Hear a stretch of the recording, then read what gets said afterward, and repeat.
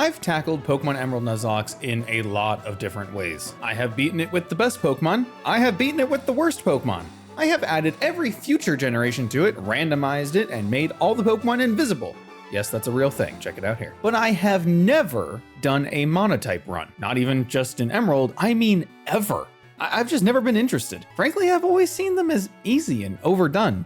But I could not have been more wrong. The rabbit hole I went down in the process of making this video was so much deeper than I expected, but let me give you the summary of our story. It begins on a random day in August. I'm sitting at my desk playing Overwatch on my monitor while watching random YouTube videos on the other, as one does, when a certain video begins to autoplay. Chaotic Meatball is a creator we've referenced on the channel before. In fact, we used his tier list as our encounter table for the F tier Fire Red run. But by sheer chance, YouTube just happened to pick out for me one of his recent videos, a normal type run in Pokemon Diamond, and within 10 seconds, I knew my streak of never touching monotype Nuzlocke was about to end. I have a goal to ensure that every single monotype hardcore Nuzlocke in every mainline Pokemon game is completed on YouTube. Now, how do we accomplish that? Through this spreadsheet. A spreadsheet?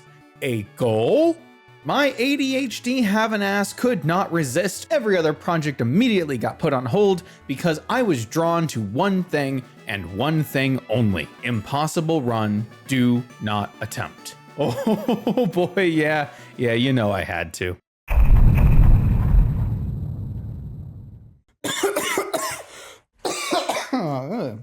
Oh my God, it's dusty back there. If I just come over and then, would you look at that? So before we jump into the run, we have to break down a few things, and I promise this is interesting. At least it was to me. I had never attempted a monotype Nuzlocke before, and I didn't assume it was too much different than anything else, right? It's a Nuzlocke with a limited pool of encounters, which just so happen to be of a specific type. Well, yes and no. This was a long-standing challenge that many creators have done before me, but I wanted to make sure I was doing it right, and not only doing it in the right way for the run, but also in the way that was going to clear the space on our bingo board. To be very clear about that, the challenge I put on myself wasn't to beat a hardcore monotype Nuzlocke. It was to clear the space on the board, whatever form that takes. So let's start with the obvious. Why is the run considered impossible? Well, because there are no steel type encounters before the first gym, and yeah, I guess it really is impossible. Okay, well, thank you all so much for watching. Okay, well, let's not let that stop us. It's obviously not the only game to not have a type available to us that early, so if these other runs are done, how do those creators get around it? The video that Mr. Meatball himself made attempting this very same challenge swaps out his starter for an Aeron, because that would be the first steel type you would encounter naturally playing the game. Okay, I can see that. That makes sense to me. What other options do we have? So looking back through the spreadsheet again, I started with the steel type runs because that seemed like a good basis to work off of. Generation 4 is easy, just start with Piplup, the Empoleon steel type. And you'd be surprised how many generations after 4 just kind of give you a Lucario, like from the start of the game. So that's cool. As with any run with limited encounters, as long as you can find a Pokemon that fits that criteria before the first gym or any major fights, then the run is at least considered possible. Things don't really change much until we take a look at Gold and Silver. In this run, Lekamon uses the Universal Randomizer to change her starter into a Scizor, right out of Professor Elm's lab. Please don't in any way take what I'm saying as a slight against any of these creators, okay? The links are all down below, either in the doc or separate if they are not included in the doc for extra videos that I might be referencing. And I basically watched them all because I wanted to have a good understanding of what exactly I was getting myself into.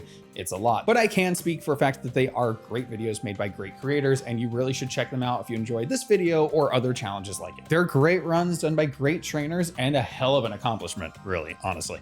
This video isn't meant to take away from any of that, but I am gonna have to play devil's advocate for just a minute here. Personally, in my rules, I play with something called a shortcut clause. Basically, that means if I can technically do something, then I allow myself to do it. Cheat it in, give it to myself, change things so that it can be done, whatever. I take a shortcut to accomplish something that would otherwise take me hours, or straight up just not even be possible on the hardware we have to play off of today. Most commonly, you've seen this when players give themselves rare candies because they want to skip grinding. It's something that's been going on for a while now. It's seen as completely based. I totally agree. It was iffy for a bit, but you know, I don't care. I don't like hours and hours of grinding. I want to play the challenge. I have always given myself rare candies. To compare my rules to Lekimon's runs for a second, I wouldn't allow myself to start with a Caesar, gold and silver, because at the start of the vanilla game, I wouldn't have access to either a Scyther or a metal coat, both of which I would need to justify the shortcut clause and therefore give myself a Caesar. If I had a Scyther and a metal coat, I could trade evolve it, so I would trade evolve it, and therefore Caesar. Again, these are my personal rules. They do not apply to everybody. They shouldn't apply to everybody, and that is totally okay. Lekka is a stronger person than I for playing through Generation 2 at all. If I ever play Crystal, it's a cry for help. But I bring this up because a lot of creators tend to follow very similar structures to the rules of their runs. And with that being said, Onyx is technically the first steel type you would have available at the start of Gold and Silver. It evolves into Steelix through the same method as Scyther. You can get them from a trade in Violet City before even the first gym, or skipping that, you get them in Union Cave right after the first gym. Kind of the same as Aeron in Gen 3. Either way, much sooner in the game than you would have access to Scyther, which requires you to get all the way up to the bug catching contest. Now, I know people have different rules on allowing a Pokemon that isn't the type, but evolves into the type, or yada yada. But from what I have seen, the vast majority of monotype runs allow Pokemon that gain the type when they evolve, and that is personally the rule set I will be abiding by. But either way, whether you count the lack of access to Scyther or the earlier access to Onyx, I would still have personally started this game with an Onyx or Steelix over a Scyther or Caesar. But let's put a pin in that one for now and bring back up the Gen 3 run. From these two examples, we can see that the earliest possible encounter as your starter or, early game encounter is preferred, but not strictly necessary, or there's at least some wiggle room depending on what you justify. So long as you have a Pokemon of said type or that evolves into said type before any major battles.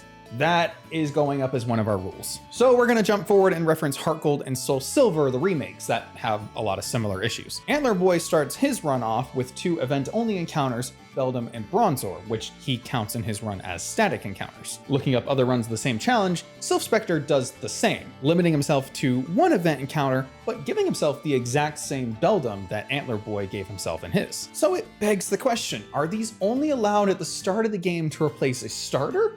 Or at any point? If multiple are allowed anyway, they clearly aren't replacing a starter, so I don't really see a good argument for why they have to be obtained at the start of the game, other than the fact that they would be considered the earliest possible encounter. But just to again compare it to one of my personal rules, gift Pokemon and static encounters I consider in my runs to be the same as a wild encounter. That really just means if I give myself a gift Pokemon, I'm not allowed to get a wild Pokemon in the same area. So personally, if I were taking the same 2 event encounters that Antler Boy did in his run, I would just have to justify where I got them and what encounter they were otherwise replacing. In most games, you get your gift Pokemon from what? The Pokemart, right? So if I go get my gift Pokemon from the Pokemart in Oldale Town, I'm just not allowed to get another encounter from Oldale Town. Might I add, the exact same Onyx is also available in these remakes, both as a trade and after the first gym, and it wasn't considered in either one of these runs as a starter. It was later picked up actually by Sylph Spectre in his playthrough, but again, not as a starter, not as the earliest encounter.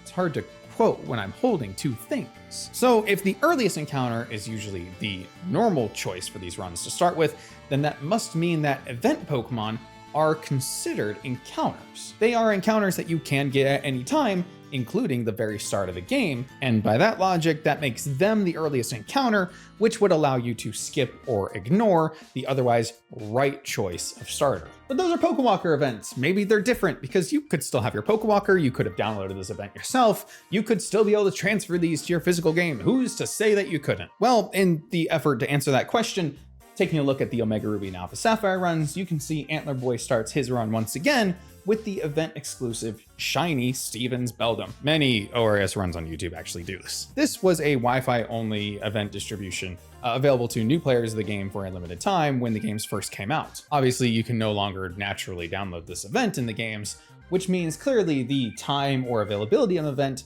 does not exclude it from being considered as an encounter. And all these runs are considered well done, good, complete, finished, fantastic, steel type only, monotype, hardcore Nuzlocke runs as they should be. I'm not arguing that they aren't, because they are. And congratulations to all of these creators for doing that. But I bring these up because there is a line somewhere. This video by Zap Pokemon Challenges showcases his attempt at a hardcore steel-only monotype run of Emerald, which is what this video is. And I'm claiming it hasn't been done before. So what's the difference? Well, his run does start with an Aeron, as we have established to be largely correct, but then Zap allowed himself to hatch a new egg after every gym. These eggs would contain random Steel-type Pokemon available in the data of Pokemon Emerald. This rubbed me the wrong way for a few reasons. Well, first off, this really feels like an egg lock. I've never personally done an egg lock, but from what I've gathered, you hatch random eggs instead of obtaining encounters that have whatever in them, basically, usually sent to you by other people. But again, you hatch eggs, random encounters, yada yada, same kind of thing. It's just all happen to be steel type. Egg locks are considered different from Nuzlocke just because of the variety of Pokemon available and how they really couldn't be accessed in a vanilla game. But the biggest reason, and the second reason, was because Onix, and by extension Steelix, are not available in Pokemon Emerald. The only way to obtain one is by trading with Fire Red or Leaf Green, getting one from Kanto, and that does include all events and distributions.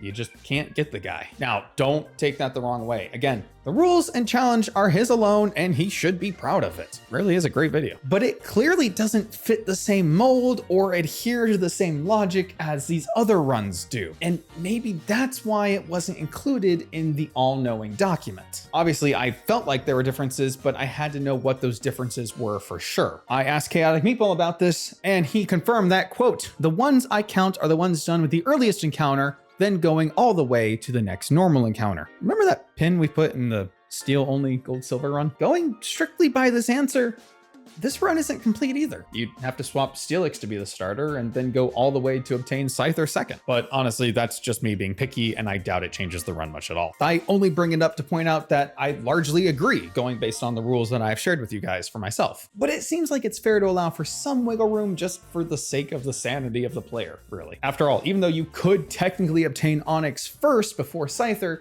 you actually get Steelix and Caesar at the same time, because you access Metal Coat at the same time. Comparing these to the Bronzor and Beldum example from earlier, it seems like it really is down to player choice on the order of when they want to obtain these encounters, how they want them to replace changing their starter, or how they otherwise want to add them to their team. But it also sets the precedent that you cannot do both. You cannot both change your starter to the earliest available encounter and give yourself event Pokemon as your earliest available encounter. Does that make sense? Most importantly, this does confirm my earlier conclusion that event-only Pokemon can replace the earliest encounter, so long as they fall under the level cap, obviously. If you ignore the trade for Onix and Violet City, which maybe you do because you can't catch a Bellsprout, I don't know, I don't care, your rules. Events really are the only way to obtain a Steel type in these games before the first gym, and is thus the only way, without editing starters or randomizing encounters, to obtain one legitimately in a vanilla game. If I'm not making that clear, I'm okay with this precedent. I love this. I love this. I love this. But since we have already confirmed that they do not replace starters, that can only mean one thing. Events are encounters. Good.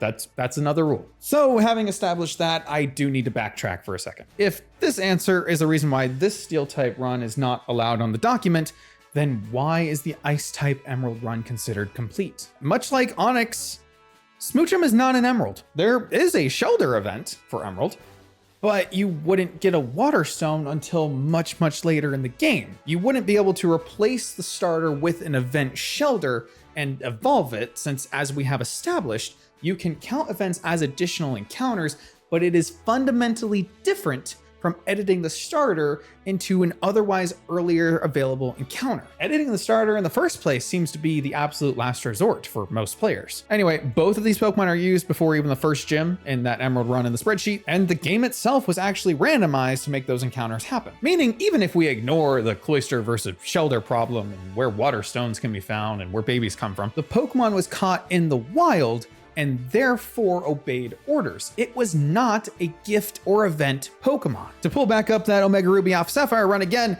a big point made in that video was the fact that the Beldum would often just ignore orders. It had a different original trainer because it was an event. That means you cannot change the fundamentals of a gift or event Pokemon if it is being received as an encounter. This run really confused me a lot, to be honest, because if this is considered a valid monotype Nuzlocke, couldn't you complete a steel type emerald run the same way? Wouldn't that be considered a complete run? Why would you even say it's impossible? And then who's to say you wouldn't get a Skarmory and Steelix like our boy Zap did? Again, if this is a valid way to complete a monotype Nuzlocke, none of the challenges would be considered impossible, or quite frankly, even difficult. You wouldn't have to put thought into a monotype Nuzlocke and how you get encounters, because you could just randomize the game until the encounters work out for you. I did present this question to Mr. Meatball as well, but unfortunately I never received an answer.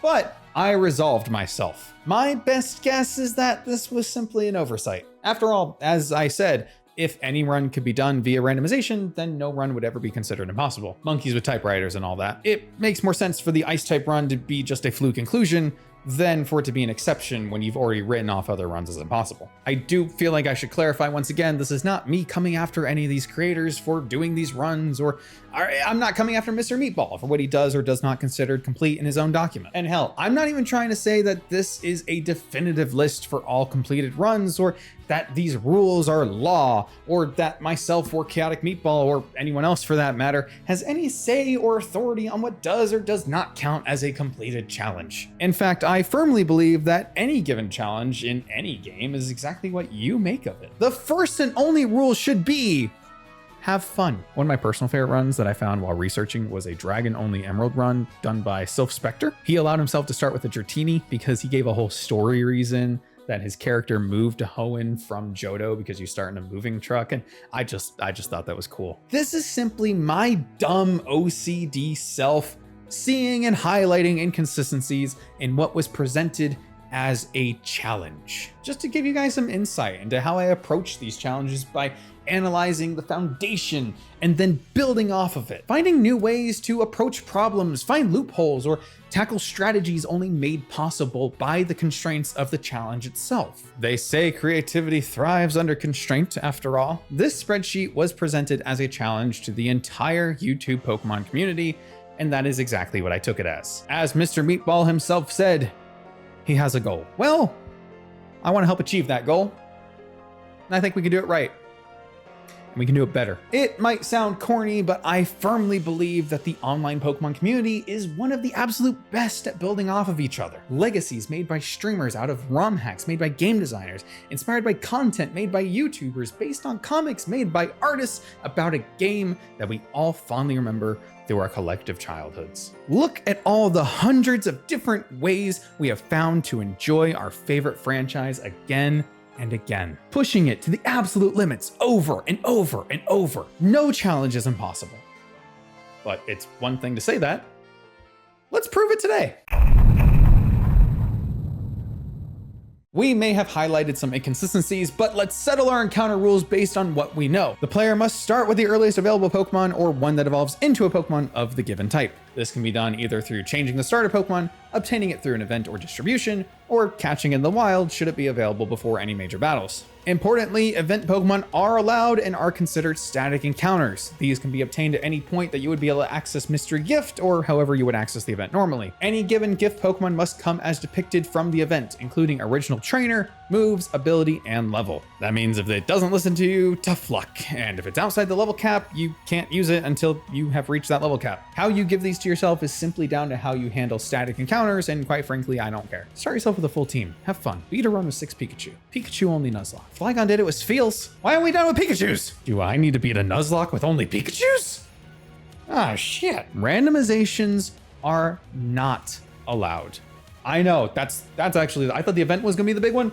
This is the big one. And outside of gift encounters, you can only obtain Pokemon as they would become available in a regular playthrough. I'm so sorry, Ice-type Emerald Run, but don't worry, I'm coming for you next. Otherwise, it's just your standard hardcore monotype Nuzlocke rules, and I don't think I need to go into those, because if you've listened to the rant up to this point, then you know what those are. I'm not gonna treat you guys like kids, all right? We know why we're here. You clicked on the video. These seem to be the rules that are required for a run to successfully clear the space on our glorified bingo board. Even if not all depicted runs currently fit that criteria, this is probably at least close to what is intended. Beat the challenge in a way that is as close as you can get it to being legitimately possible in a vanilla game with all assets available to you. So with all of that out of the way and finally established, where does our run today begin? Well, you saw the title. You saw the thumbnail. Obviously, today we are challenging the Steel type Emerald monotype Nuzlocke, one of 2 currently considered impossible runs. There might be more in the not even attempted ones, but moving into the meat and potatoes of the video, I feel like the best thing to do is go over our encounters first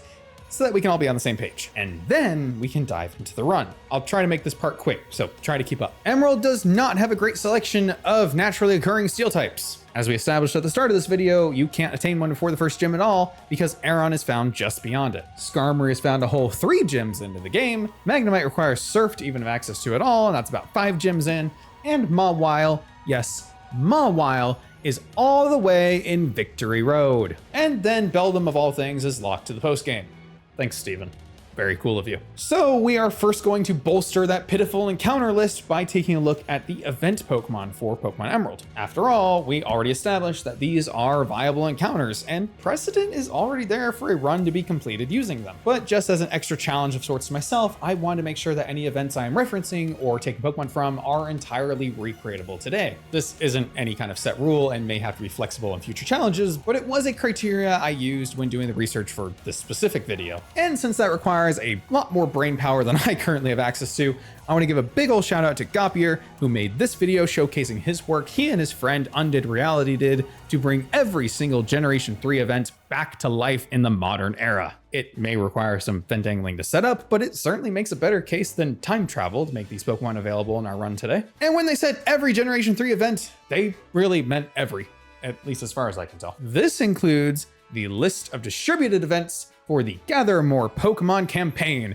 which was a Japanese exclusive event that had the goal of giving trainers access to Pokemon that might have been locked to a different game during Generation 3. So I guess on top of time travel, I would have also needed a plane ticket.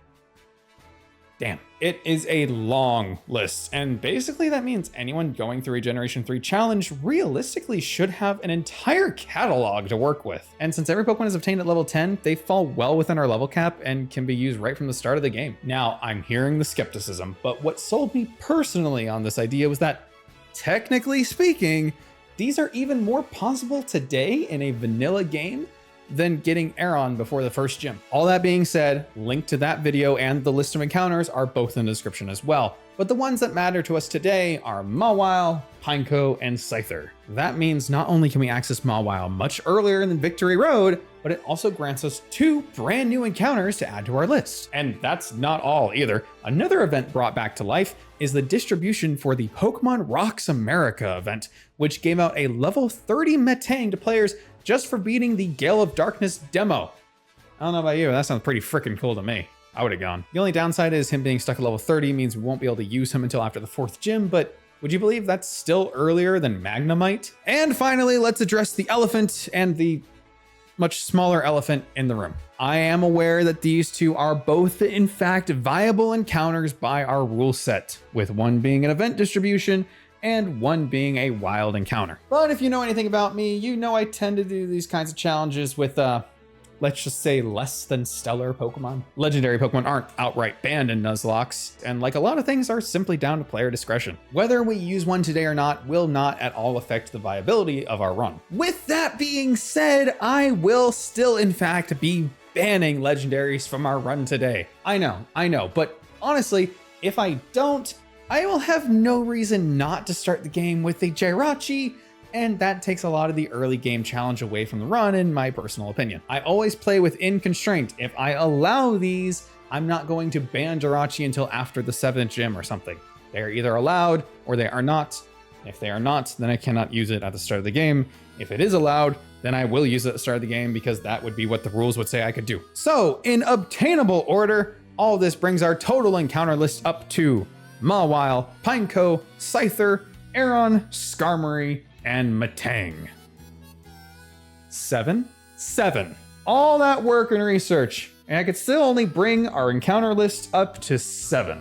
Well, that's the team. You know why they're here, you know that they are, and now I gotta prove they can actually do the thing. So, enough waiting. Let's run with it.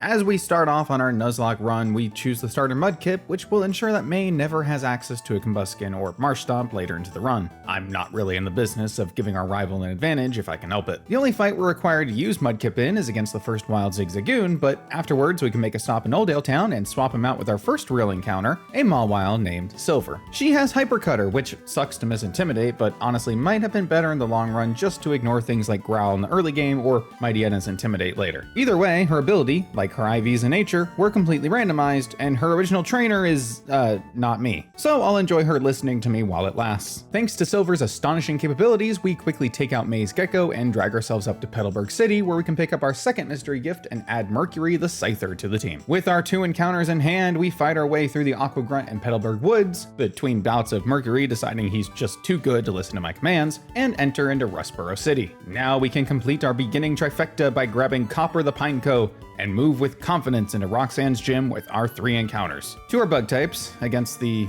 rock type gym, I'm having flashbacks. Well, we won't even be needing to pull out the bugs today, as Mawile can easily bite her way through all of Roxanne's team, at least on the turns that she decides to listen to me. A lot of crying in between. But even still, Geodude's Rock Throw does insignificant damage, and Nosepass stops using Rock Tomb once we're slow enough, since the AI is disincentivized from using speed-lowering moves if they already outspeed. This is a tactic we've utilized in the past, and I'm happy that it comes back into play here. Remember when we beat Brock with a Beedrill? Good times. Anyway, Roxanne spamming Tackle means we can easily scrape through the fight with just enough bulk to last the lost turns. May is waiting for us on our way out of town, and even though this is an optional fight, it's tradition at this point to face her. Silver easily takes out the Wingull, but unfortunately loafs around a little too much against Trico, so we let Copper clean up the fight. I realized after this that was a terrible idea. See, our Pineco came to us with the lovely gift of self-destruct. That means at any point he could choose not only to ignore our orders, but select a different random move, which could have a chance to just straight up kill himself. So we need to not use him until we can either remove self-destruct or have him obey us. But I'm pretty sure that won't be a problem, will it? We skip forward to Dewford Town, where we have to deliver a letter to Mr. Stephen Stone, a fellow connoisseur of the steel type, and within the same cave we find our first true wild encounter, an Aeron fittingly named Iron. Iron is an extremely important pickup because she is the only Pokemon on my team that will reliably listen to me right now. And we need that for the upcoming fight, since Dewford is also home to the next gym. This gym holds the badge we need to make sure all of our gifted Pokemon will actually listen to what I have to say. So we don't really have many options, we just kinda have to tackle the gym head on, or else we aren't going to be making any other progress anytime soon. Brawly's gym is the first of what I'm calling the 3-gym gauntlet. Emerald isn't just hard for steel types because of the lack of availability, but also because of the dreaded series of gyms that seems specifically crafted to completely fuck them over. Fighting is obviously super effective against steel and 4 times super effective against Aaron. Then Watson is a tough cookie even in a regular run, but steel types are not well renowned for their special defense anyway. And then to complete the trilogy of pain, you have Flannery, the fire type gym leader. She has given the 120 base power move Overheat to every single one of her Pokemon for some reason. But I'm getting ahead of myself. Dewford, Brawly, right.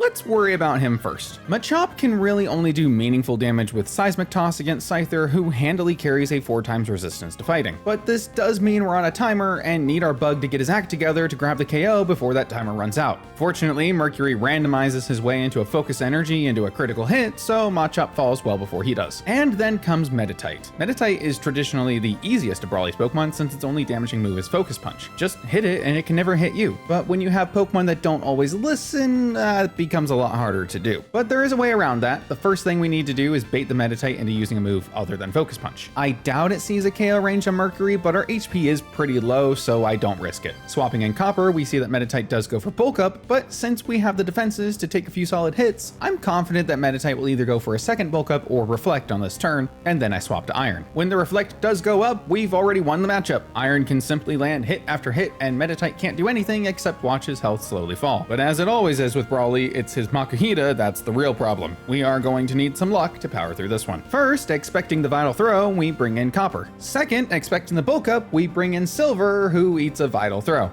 Well, so much for that. With no other real options, we go back into Copper. Our only out now is hoping we deal as much damage as possible with a few takedowns before bringing in Mercury to clean up shop. But that is a long shot, and maybe Copper knew that, because he did the unthinkable, ignoring orders, and immediately self-destructing, winning us the fight and the badge, but forcing us to lose a team member far too soon. Well, I did know Brawly was going to be a tough hurdle. Again, this 3-gym gauntlet is rough, to say the least. Here, I'll show you. Let's go take a look at Watson. His lead Voltorb immediately blows up against our Iron, which is a bit of a lucky break, I suppose. Electrike takes a Rock Tomb, which lowers his speed, and then we're unfortunately forced to swap out to Silver. See, Watson's Magneton has Magnet Pull, and if we kill Electrike with Iron, when Magneton comes out, we won't be able to swap. Silver is equipped with Flamethrower, which is our best bet against the Magnetic Trio, but she will be forced to take a hit prematurely because we have to swap her in on Electrike just to prevent Iron from dying to Magneton. Silver comes in, takes the Shockwave, Electric goes down, Magneton comes out, Flamethrower can 2-shot.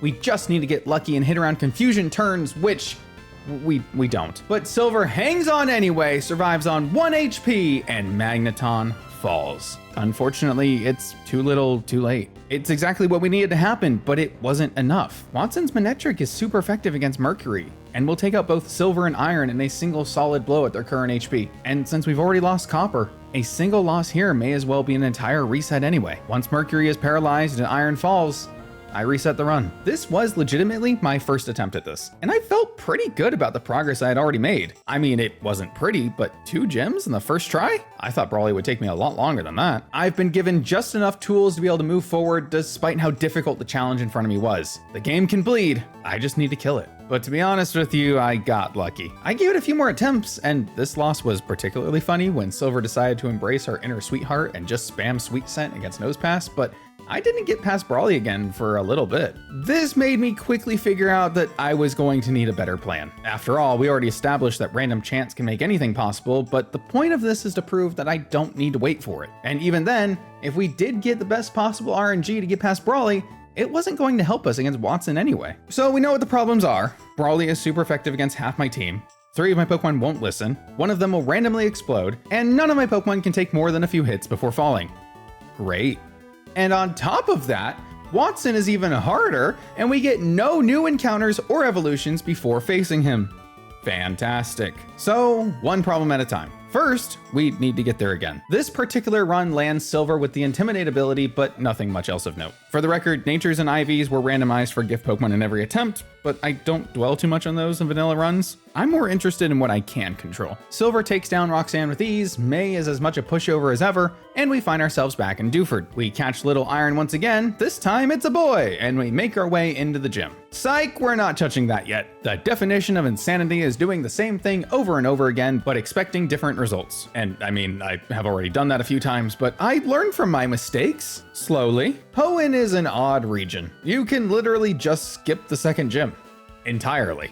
You still need to come back before you can enter the Elite Four, of course, but not being Brawly here has no effect on the main story. Except we do still need to beat him next. If for no other reason, then we need our gift Pokemon to listen to us before we fight Watson, who is technically the next mandatory fight. Roxanne's badge doesn't affect traded Pokemon's obedience, unfortunately, so we need Brawly's badge. But that doesn't mean we can't make a quick detour. If we leave Dewford and enter Slateport City, we can have immediate access to the Slateport market. There isn't much here, admittedly, but there is this lovely gentleman that sells vitamins. Thanks to berries being available so early, we technically have an unlimited supply, which we can sell, which grants us unlimited money, which grants us all the vitamins we want. Granted, they can only give us a max of 100 points in a stat, but any EVs at all to make our Pokemon hit harder, move faster, and take hits better will put us at an immediate advantage. We can actually just keep moving north from here and make our way into the next city, but before I forget, the Aqua Grunt inside the museum gives us the move Thief, which will be important later for farming metal coats off of Magnemite. Scyther learns the move, and Scyther needs one to evolve. Now isn't that convenient? Anyway, right,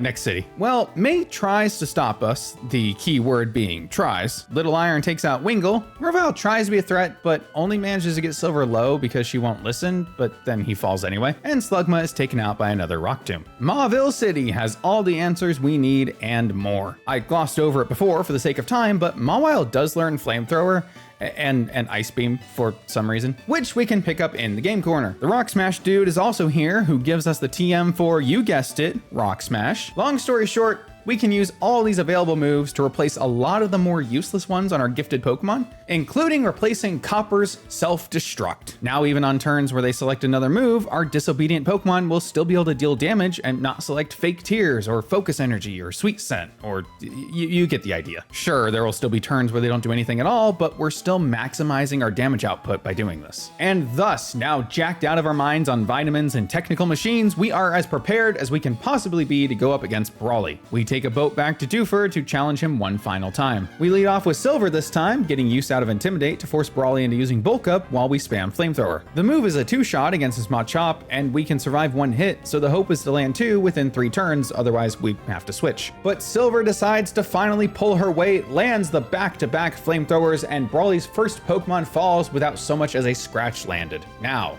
Meditite. We already know the plan for this one. We switch in Mercury on the expected Focus Punch, then while Meditite sets himself up, we bring in Little Iron. Fun fact, I didn't realize until after this battle that Metal Claw is not 100% accurate. I should have been using Headbutt here, but the result is the same.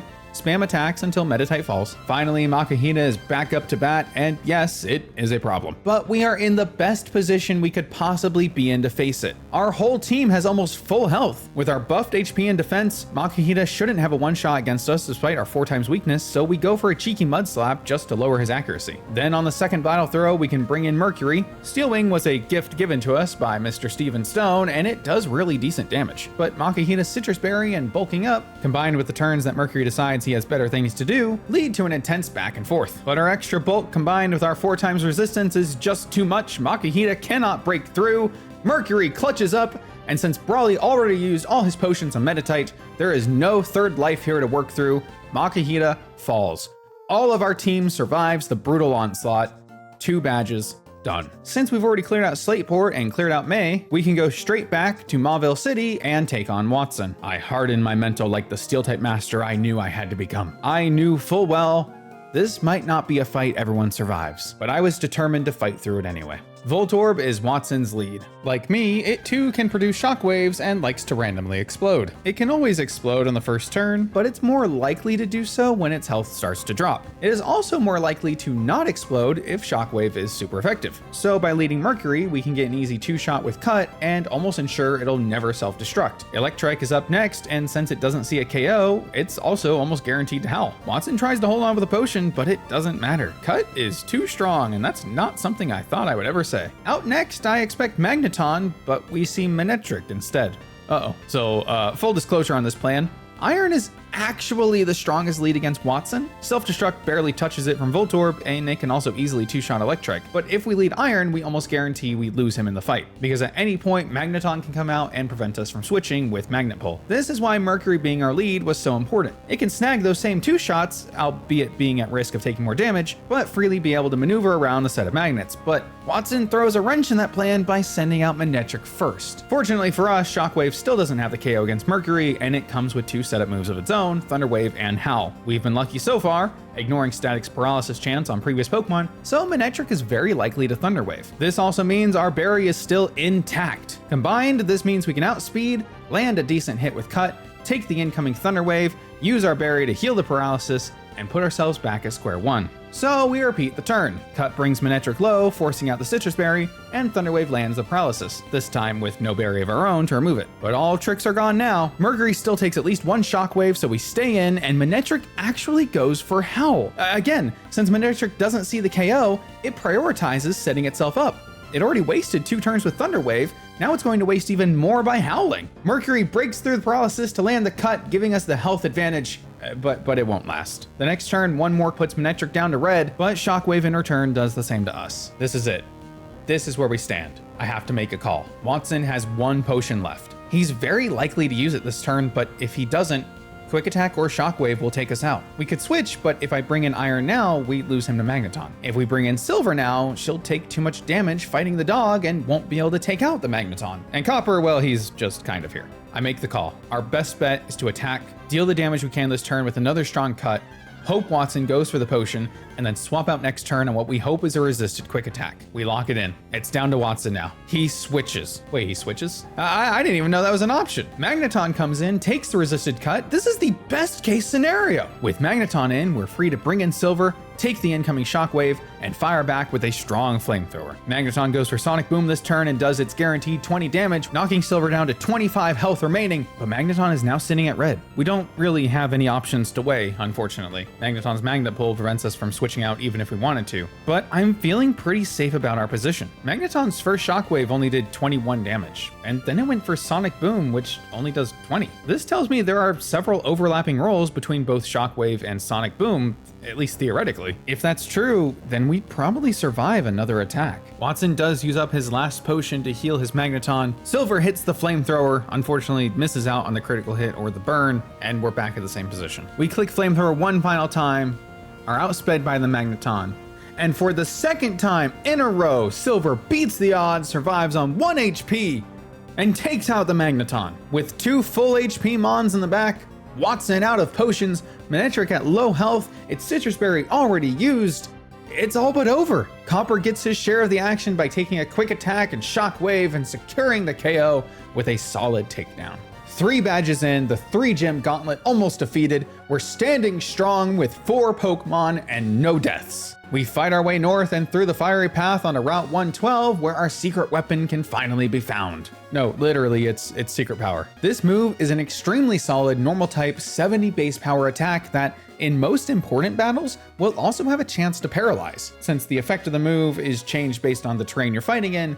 and that is the effect that it gains while fighting indoors. We teach it to Mercury immediately. Also on this route, or technically the next route, we can find our next and literally second wild encounter, Skarmory. The strange amount of even stranger bears here make it hard to find, but once we do, we catch it and add Nickel to Skarmory to the team. Philarbor Town will also give us the TM for Dig, which in theory is pretty good against fire types, but considering the most common fire type, Camerupt, also has Magnitude most of the time, yeah, that's a death sentence, but we pick it up regardless. We then run the grunts out of Meteor Falls and chase them to the top of the volcano, and it's here that we have our first fights against Team Magma.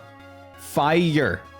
Bad news for steel types. Fortunately, none of the grunts pose much of a threat, but we do have to fight against the leader Maxie before we're allowed to progress. Silver leads off against his Mightyena, trading intimidates, and successfully landing the burn from Flamethrower to force out Maxie's potion early. Mightyena can't do much to fight back after that, so we're up 1 from the jump. But Maxie isn't messing around and sends in Camerupt next. Funny enough, and this is worth noting, this is the only fight against Maxie where he actually has a fire type move, and it's just Ember. But he does also have Magnitude here, and I don't really know which one it's going for. I do know that regardless of which one he chooses, Mercury will absolutely take one and then force the Ember, so I can at least know what's coming. On the switch though, Camerupt uses Focus Energy, so I guess that's the best case scenario. Knowing we can still take a hit, yes, even a crit, we stay in and fire off our secret power. Remember how I said secret power has an effect that will change based on where we use it? Apparently at the top of the volcano, it confuses? Yeah, I don't know why either. But we land the hit, get the confusion, and though we do take 1 Ember from the camel, the next turn a second secret power coupled with Camerupt hitting itself from confusion will take it out. Zubat is obviously nothing to write home about, though its Confuse Ray is a bit annoying. Luckily, Nickel will take care of it for us. Team Magma clears out, probably the easiest boss fight of the run so far, I'm gonna be honest with you,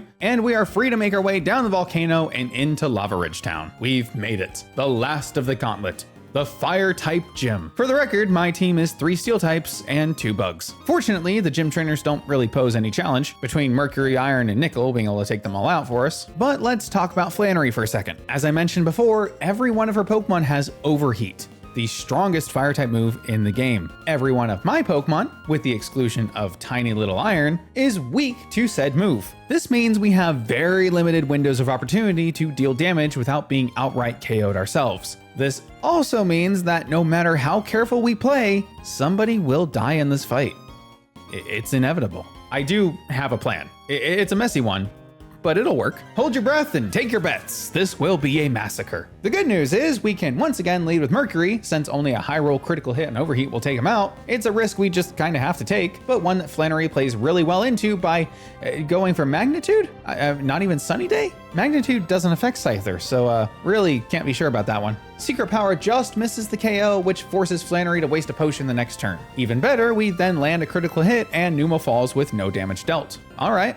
1 down. Slugma is in, and Secret Power does actually just one-shot it, but that's it for the easy ones.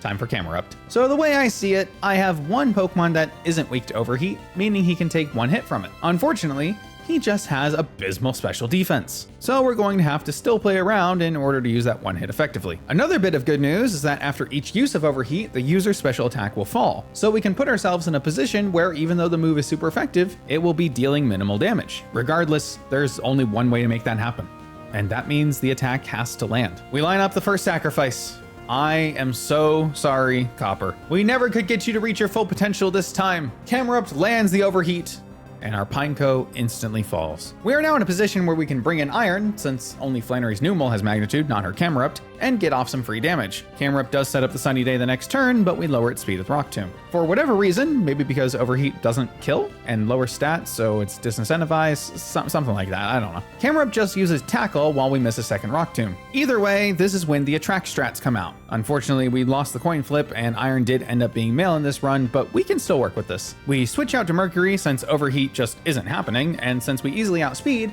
Secret Power is more than enough for the KO. That's 3 down, only 1 remaining. Torkoal comes out, and I'm sorry to say, somebody else will have to fall here. We have to assess who will carry us later into the game, and who we can afford to lose here. Unfortunately, I know who those are. We switch out Mercury and bring in Silver, our starter, my beautiful baby girl, but unfortunately she just doesn't have the stats to hold her own in the later half of the game. Torkoal's Overheat snags the 1 hit and sharply lowers its special attack.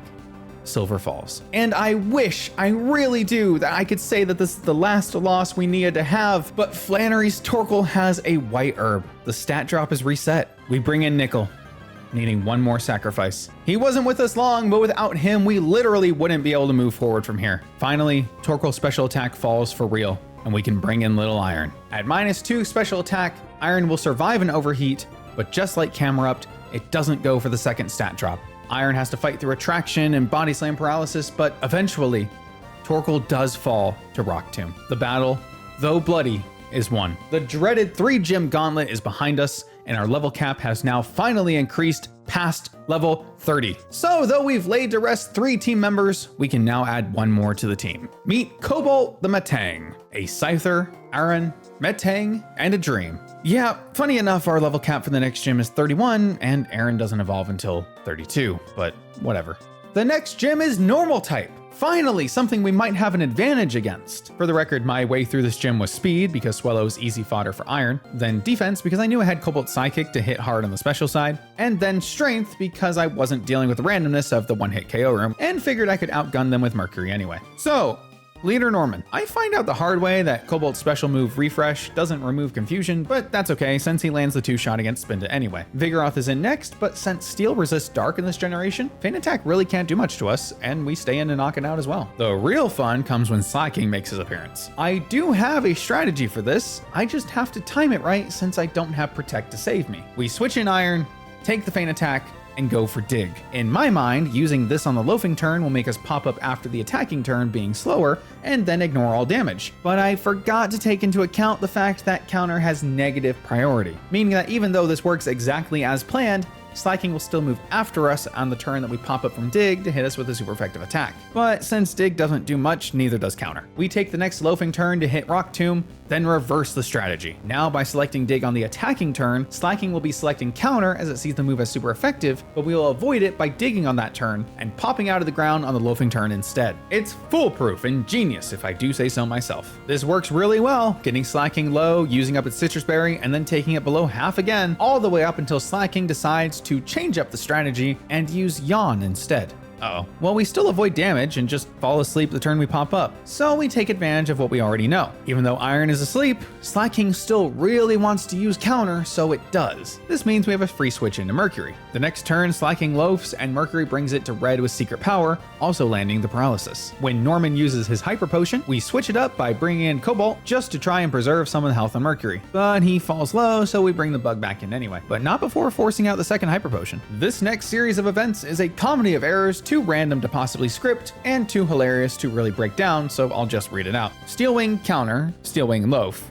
Switch to Iron, Paralyzed. Sleep, Loaf, Wake Up, Rock Tomb Miss, Counter Fail. Rock Tomb Miss, Loaf. Switch to Mercury, Counter Fail. Secret Power, Loaf, Secret Power, KO. I mean, I guess with Slacking, you just stop asking questions at a certain point and just accept that things happen. Linoon isn't nearly as interesting. It doesn't see the KO, so it really wants to Billy Drum, and it doesn't outspeed, so we hit it first. Secret Power knocks it to half, Billy Drum then fails, and a second Secret Power picks up the KO. The 5th badge is ours. The early game is officially over. By far, this is the most challenging a vanilla Hoenn game has ever been for me. And I once beat Roxanne with a Nengata, so that is saying something. From there, it's easy as. We talk to Watson in Mauville, who grants us access to New Better Mauville, home of Gold the Magnemite, who we add to the team as a 4th member after evolving them into a Magneton. Then we can surf our way east, clear out Team Agua from the Weather Institute thanks to Mercury, who found a nice new shiny evolution thanks to the metal coats kept down in New Mauville, and run into May once more. She hasn't gotten any tougher though, and now we're fighting in the rain. So I only see this as an advantage for us. But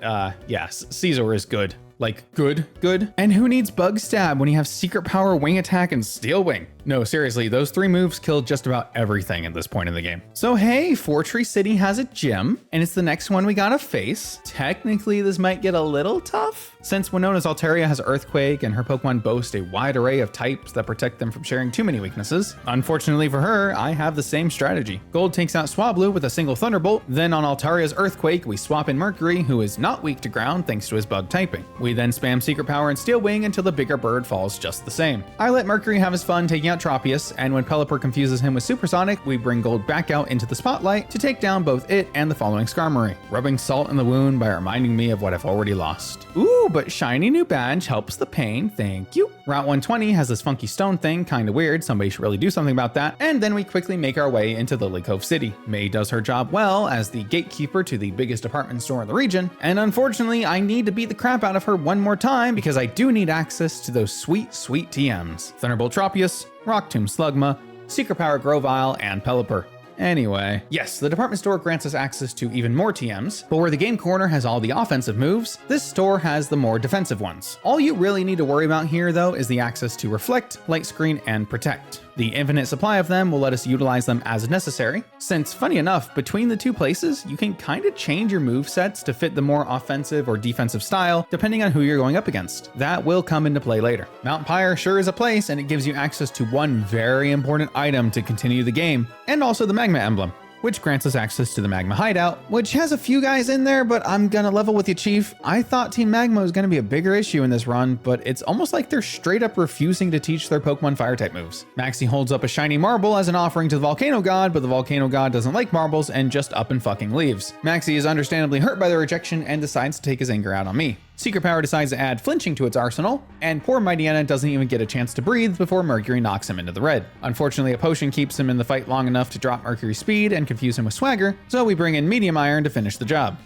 Eventually, after hitting himself 3 times in a row. Oh boy. Camerupt has Earthquake this time, so we bring Mercury back in, take the 2 hits easily thanks to our Citrus Berry, and the Camel falls to back-to-back superpowers. And then no sense risking anything, Gold fells Crobat with a strong Thunderbolt. It's getting a little hot in this volcano, so it's time for a trip to the beach. You know the drill. Corner Team Agua, chase them to their base, defeat the weakest admin known to man, and then surf the ocean to Moss Deep City. The last challenging gym is located here, and I'll be honest, it isn't even that difficult. A little tricky maybe, mostly because of Claydol's Earthquake, but I have a plan for that. First off, the level cap of 42 allows Iron to truly turn into the big Iron as he was destined to become. Aggron makes it onto the team. A bit of moveset switching later, we can finally tackle Tate and Liza head on. Leading Mercury and Cobalt, the idea is to simply focus down the Claydol side of the field since Xatu really can't do much of anything with its one attacking move of Psychic, which our whole team resists. The other part of this idea is that Mercury will literally kill everything if given the chance. So we let the bug set up Swords Dance while Cobalt takes the supportive approach and sets up Reflect. Though the Claydol does outspeed,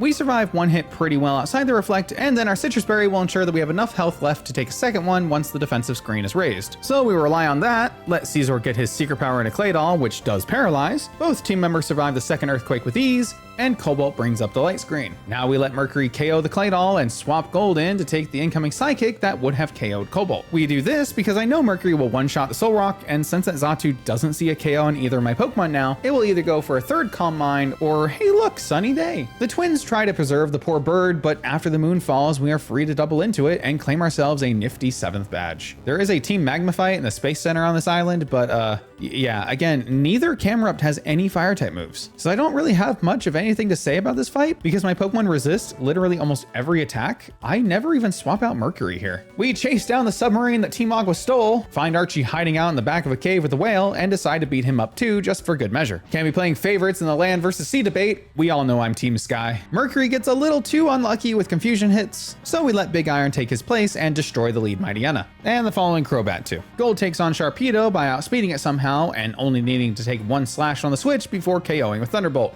Neat! Archie holds up a marble, the whale gets pissed, the weather turns yucky, Steven invites us to Sutopolis, I say cool, I gotta go there anyway, we find two biblical monsters duking it out in the ocean, I call a serpent to break up the fight, and the day is saved. Next gym. Can you tell the video is already running too long and I'm just trying to get to the good stuff? Juan is pretty generous, giving us both a level cap of 46, enough to evolve Cobalt into a Metagross, and also the easiest gym fight ever. Gold takes out Love Disc with a single Thunderbolt, and this brings in Wishcash. Mercury does what he does best, coming in on the neutral Earthquake and then spamming Secret Power to force Paralysis and pick up the KO. And no need to risk anything further, we swap Gold back in on the Celio and proceed to Thunderbolt for easy back-to-back knockouts on both the Sea Lion and the following Groudon. Unfortunately, Gold hits himself in confusion twice thanks to damn water pulses, so we are forced to switch against Juan's Kingdra. But we have a Metagross now. Cobalt comes in, fires off a few sidekicks which forces Juan to heal, sets up a light screen, and proceeds to spam his attack until Kingdra's special defense falls, allowing for a 2-hit KO. No amount of resting will save you now. And that means we did it. The gyms are done. The story bosses are defeated. There are a total of 6 fights left in the entire game. We've had the same 4 Pokemon since Flannery a whole 4 gyms ago now. At this point in the challenge, I'm happy enough to at least prove to myself that it is possible. But we can't just stop here, and that means with only 4 Pokemon in a dream, it's time to walk into Victory Road. First up, Wally. Is it not weird that the second rival has such a similar name to the champion?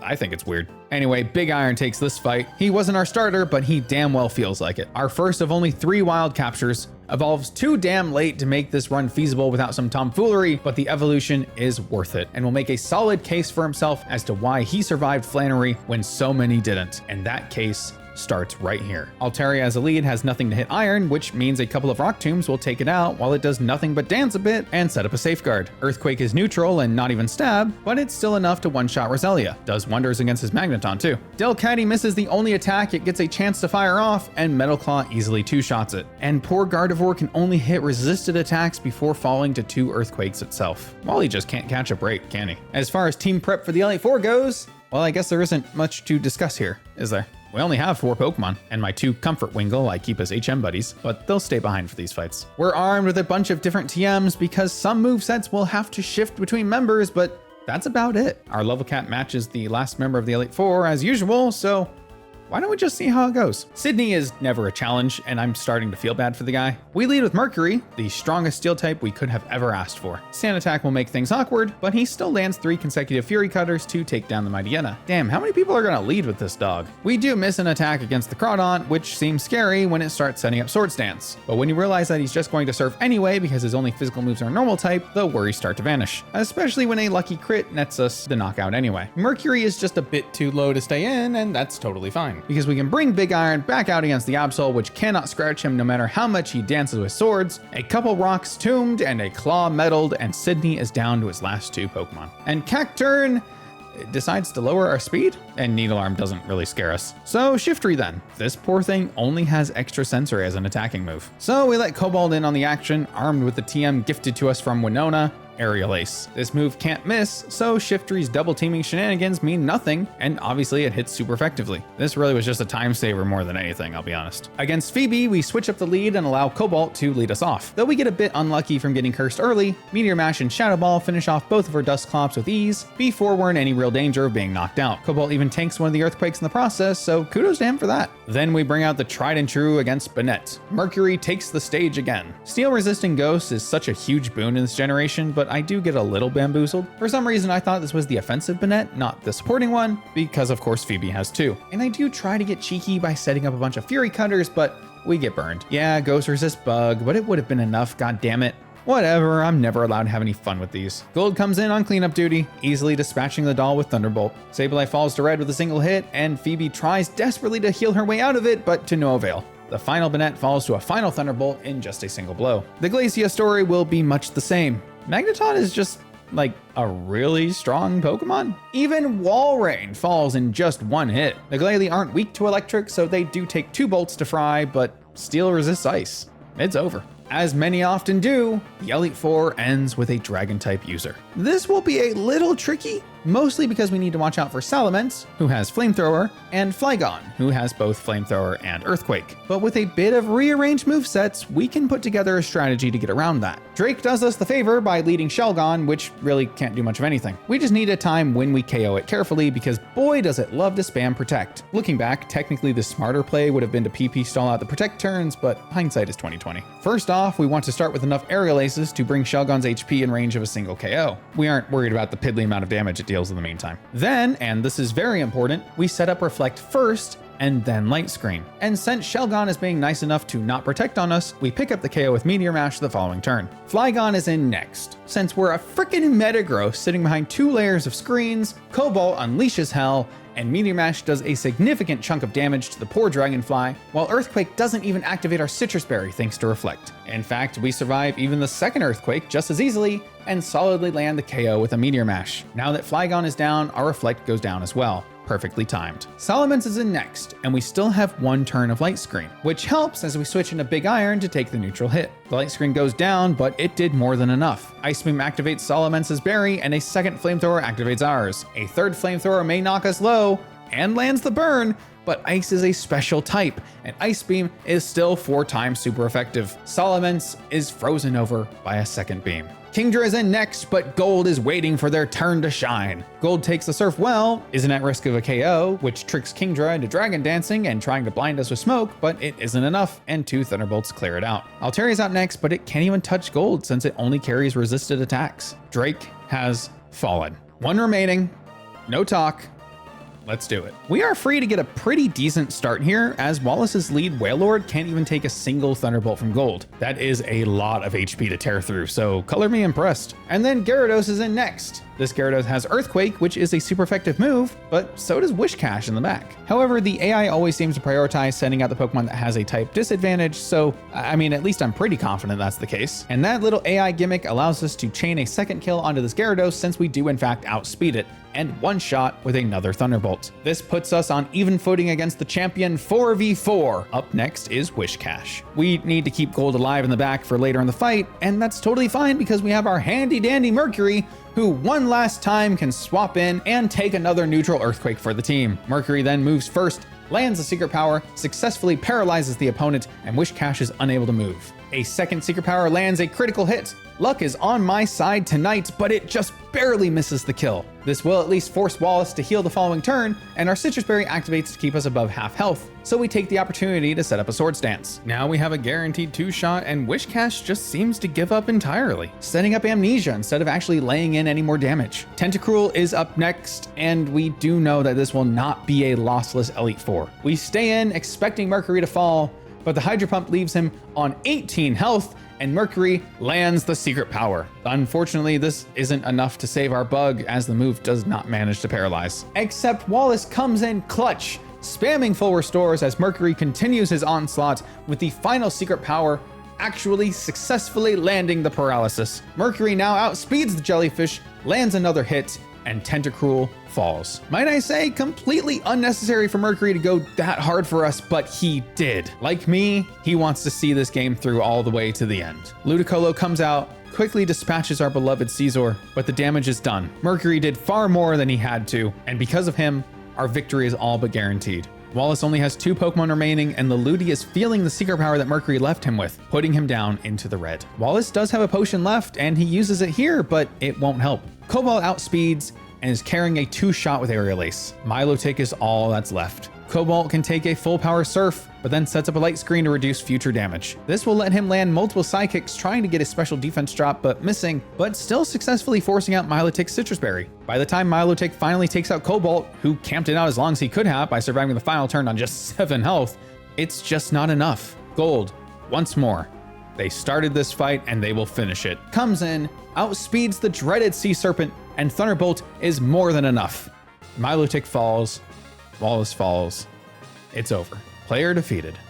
Pokemon Emerald. Thank you all so much for watching this video. I do hope you enjoyed it. I really wanted to combine the thought process behind my motivation to start the challenge with the actual run itself, and it's an idea that I had a lot of fun bringing together. This whole channel started because I wanted to try the quote impossible Nuzlocks. Maybe not the super difficult ROM hacks, no, you'll probably never see my name up there, but the Nuzlocks that feel too restrictive, where creativity and strategy really have to shine. The challenges that people say can't be done or shouldn't be done or are too difficult to be worth trying. Admittedly, I'm extremely stubborn, and I don't like being told that I can't do something. Because if I am, I'm the guy to call a bluff and try anyway. Hell, that's what the F tier series started with. Pokemon that top Nuzlockers say you shouldn't use? Sign me up. And today, Impossible Nuzlocke? Sign me up for that too. I am by no means a professional when it comes to these kinds of things. I'm just a guy who tries and is having fun doing it. But that does it for this video. Huge shout out to all the creators for giving me the inspiration to make this video happen. Again, all the links to videos I referenced are in the description down below, so do check them out. And if you did like this video, be sure to let me know in the comments if you'd like to see me tackle more monotype runs. There might not be a lot more impossible ones, but there is a whole chart that needs filling out. In the meantime, if you want to check out some of the F tier runs I was talking about earlier, you can find a playlist in the description down below for all the ones I've done so far. We've tackled every game except Sword and Shield, which I stopped working on to make this video, so